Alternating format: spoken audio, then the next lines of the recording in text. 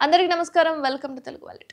నందమూరి బాలకృష్ణ సినిమాలతో పాటు talk show కూడా హోస్ట్‌గా చేస్తున్న విషయం మనందరికీ తెలుసు. అండ్ ప్రముఖ ఓటీటీ సంస్థ ఆహాలో అన్‌స్టాపబుల్ పేరుతో ఓ టాక్ షో అయితే చేస్తున్నారు బాలయ్య.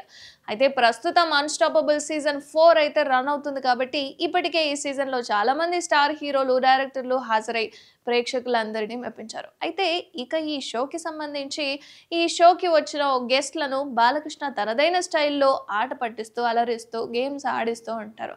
ఇక తమ సినిమా విషయాలతో పాటు వ్యక్తిగత విషయాలను కూడా అడిగి తెలుసుకుంటూ ఉంటారు. ఇక అలాగే గెస్ట్‌లతో గేమ్స్ కూడా ఆడిస్తూ, వాళ్ళతో డాన్స్‌లు చేస్తూ మెప్పిస్తూ ఉంటారు. ఇక తాజాగా బాలయ్య షోకు విక్టరీ వెంకటేష్ హాజరయ్యారు. అయితే వెంకటేష్‌తో కలిసి బాలకృష్ణ సందడి చేశారు.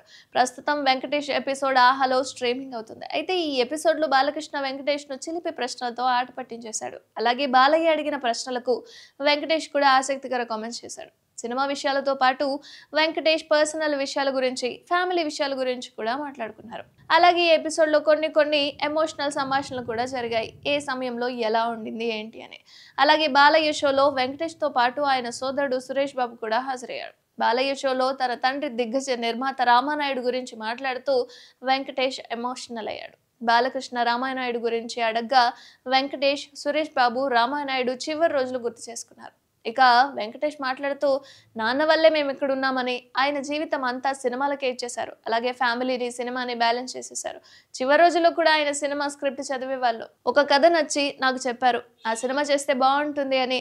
ఆ కథలో నాతో కలిసి నటిద్దాం అనుకున్నారు. కానీ అప్పుడు ఆయన అనారోగ్యంగా ఉన్నారు కాబట్టి దాంతో ఆ సినిమా చేయలేకపోయాం.